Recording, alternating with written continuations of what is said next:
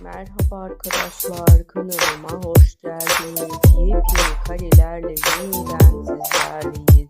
Muhteşem oyuncularımız Yaman ve Demit Özdemir'den birbirinden güzel kareleri sizler için düzenleyip video haline getirdim ve sizler için sunuyorum.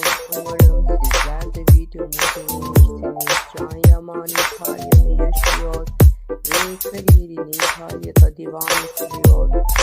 Yaman İtalya'da birkaç projede rol aldı ve her zaman oyunculuğuyla herkesi kendine hayran bıraktı.